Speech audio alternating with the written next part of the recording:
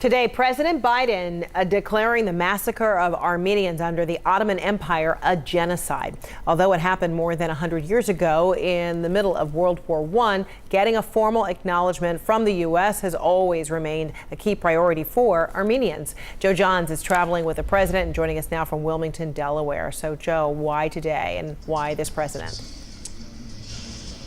Well, there are a bunch of reasons for that, and I definitely need to get to that. But the most important thing is it is done now. The president has issued that expected statement referring to the atrocities committed against Armenians in Turkey 100 years ago as genocide. Getting to the issue of genocide at the very beginning of that statement also says this: over the decades, Armenian immigrants have enriched the United States in countless ways, but they have never forgotten the tragic history that brought so many of their ancestors to our shores. We honor their story. We see their pain. We affirm the history. We do this not to cast blame, but to ensure that what happened is never repeated. This is a step that a bunch of American presidents have not taken. Number one, because Turkey is such a strategic ally. Also, because Turkey has always denied that genocide, as defined by international law, ever occurred. So, Fred, as you asked at the top, why now? Why did Joe Biden go there when so many other presidents have not? Multiple reasons, as I said. Probably number one, this was a campaign promise for Joe Biden, but also he has been trying to reestablish the United States as a leader on the issue of human rights around the world. And then there's the personal relationship. The president did get on the phone with Turkish President Erdogan on Friday to tell him that this was going to happen. This was described to CNN's Kevin Laptak as more or less a tense call. I also have to say, Joe Biden has been a critic of President Erdogan for some time. He's referred to him as an autocrat and even suggested, Fred, that the United States should back an opponent politically of Erdogan in Turkey. Back to you. All right, Joe Johns in Wilmington, thank you so much. So Turkey had a response ready for President Biden's announcement, almost immediately rejecting it and calling it political opportunism. For decades, past U.S. presidents have worried about just that kind of diplomatic tension. CNN's Arwa Damon joins us now from Istanbul. So Arwa, as we heard from Joe there, that it was a tense phone call between the two leaders. What do you know about this?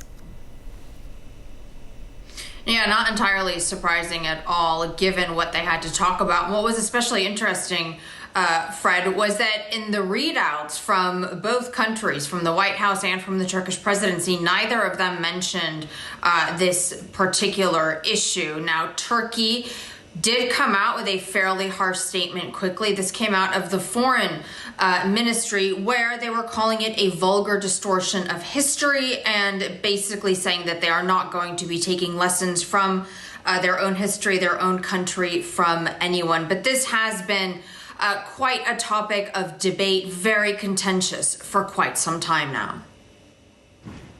For decades, Armenians have lobbied and pleaded to have the mass killings of their ancestors recognized as genocide. The exact number of Armenians who lost their lives more than a century ago is in dispute, but experts put the numbers between 600,000 and 1.5 million. The campaign against Armenians in Ottoman lands included forced migrations, massacres, and starvation. For many Armenians, recognizing the brutality endured by their ancestors is a crucial step in righting a historic wrong. But modern-day Turkey, that rose from the ashes of the Ottoman Empire, has long maintained the killings were not systematic, were smaller in number, and do not meet the legal definition of genocide. In fact, the word genocide and the legal framework around it only entered the mainstream after World War II. The word was coined by a Polish lawyer to describe the Nazis' systematic attempt to eradicate Jews in Europe, what we now call the Holocaust. Turkey has softened its position over the years, with Turkish leader Recep Tayyip Erdogan in 2014 issuing a first-ever statement, calling the events of 1915 a shared pain, and offering condolences to the descendants of the killed.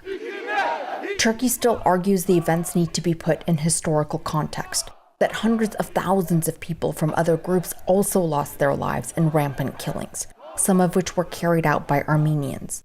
The historical debate has long been overshadowed by politics in recognition of the Armenian genocide.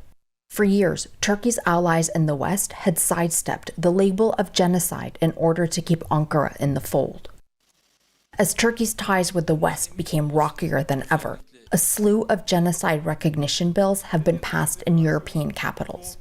Turkey's rivals, like Russia and Syria, also jumped in to recognize the genocide label.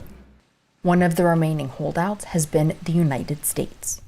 But with U.S.-Turkish relations strained to new lows over the last 2 years, momentum has been building in Washington to recognize the events as a genocide.